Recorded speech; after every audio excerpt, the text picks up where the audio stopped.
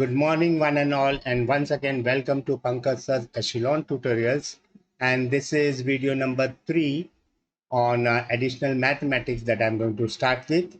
So let me begin with Igcse. This is for the 10th grade. Subject is maths, or rather additional maths. And the topic is the same, that is indices and surds. This is chapter number 3 from the book, that is the course book, from the course book, second edition, okay, by Sio Pemberton, right? One second.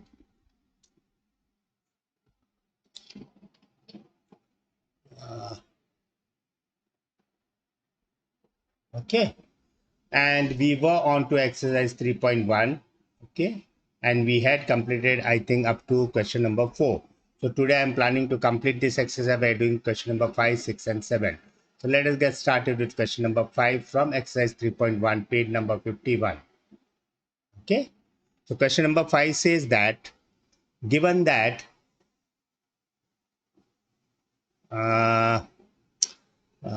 it's a square root of a raised to a 4 upon 5 and a b raised to a minus 2 upon 3 upon a raised to, now this, yeah, you'll have to be careful. This square root is only for the numerator, right? Okay, and then in the denominator you have a raised to minus 1 upon 5, and you have a b raised to a 2 by 3. Now this entire left hand side is equal to a raised to x times b raised to a y. Okay, and you are asked to find out x and y this time. Okay, x and y you have to find out. So the same methodology we are going to use. Left hand side we are going to start working out. Left hand side is equal to, first I'll write the original left hand side, that is a raised to square root of a raised to 4 upon 5, b raised to minus 2 upon 3, whole upon a raised to minus 1 by 5 and a b raised to 2 by 3. This can be written as equal to, now this is a raised to 4 upon 5 and a b raised to minus 2 upon 3 whole raised to 1 by 2. Now this whole raised to 1 by 2, I have done it so that I get rid of this square root sign. Upon this I am keeping as it is, minus 1 by 3 and b raised to 2 by 3.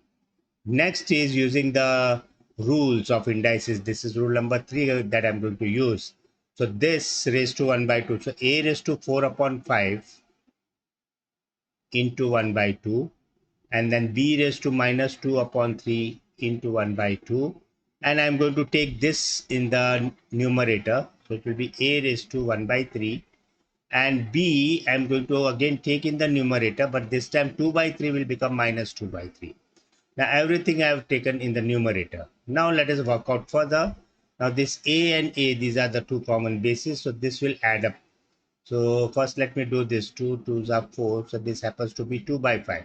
So a raised to 2 upon 5, now there's into a raised to 1 by 3. So rule number 1 is you have to add this 1 upon 3. Okay, so a raised to 2 upon 5 plus 1 upon 3 times your b raised to, this will cut and you're left with minus 1 by 3 plus, or rather minus 2 by 3.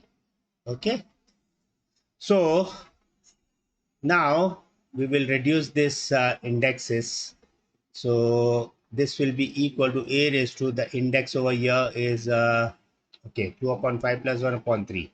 So 3 2s are 6, 6 plus 5 is 11, 11 upon 15, right? And this happens to be b raised to, this is minus 3 minus a 6 upon a 3. Okay, okay, this will be not like this. We write 3 is the LCM, okay, and this will be minus 1 minus 2. Okay, so this works out to a raised to 11 upon 15 times b raised to minus 3 upon 3, that is a minus 1. Now I know that RHS is equal to a raised to x times b raised to y. So by comparing LHS and RHS, LHS is this, okay? We get, now if you compare this A, then the powers of A should be equal. So 11 upon 15 has to be X and minus 1 has to be a Y. So you have found out what is X and what is Y, okay? So your answer is this, X equal to 11 upon 15 and Y equal to minus 1. That being done, let us come to question number 6. Question number 6 again says that given that this time it is a raised to x the whole square upon b raised to 5 minus x, and this is multiplied by b raised to y minus 4 upon a raised to y. Okay, and this is equal to a raised to 2 and b raised to 4, and you have to find out a and b. Okay, or rather x and y, not a and b. You have to find out x and y. You have to find out x and y. Okay, so again starting from left hand side, so left hand side will be equal to a x raised to 2 upon b 5 minus x times b y minus 4 upon a raised to y. This is your left hand side. This can be reduced to a raised to x into 2 can be written as 2x, and upon a raised to y, and here b can be written as y minus 4 upon a b raised to 5 minus x. Okay, now this we are going to use that second law. Okay, so this will be a raised to 2x minus a y, and this will be b raised to y minus 4 minus a 5 minus x. I'm putting very smartly a bracket over here, 5 minus x. So this will be equal to a raised to 2x minus y times b raised to a y minus a 4 minus a 5 plus a x. Okay, so this will turn out to a raised to 2x minus y times b raised to, this will be x plus y, and minus 5 minus 4 happens to be minus 9. Now let us compare this with the right hand side. This was left hand side. Our right hand side is a raised to a 2 and b raised to a 4. Now if you compare this left hand side and right hand side, so by comparison of LHS and RHS, what we get is 2x minus y equal to 2 and x plus y minus 9 equal to 4. Now this can be rearranged, x plus y equal to 4 plus 9, that happens to be 13. So let me take these two equations and solve them simultaneously to get my x and y. Okay, so what I'll do is this x plus y equal to 13. This is the equation I'm going to take, and I'm going to take 2x minus y equal to 2. If I add these two, okay, this y will cut, and here I'll get 2x plus x, that is 3x. This y will cut out, and I'll get 13 plus 2, 15. So this will give me my x equal to 15 upon 3, which is equal to 5. So I got x equal to 5. Now to get y, I'll substitute in this equation x plus y equal to 13.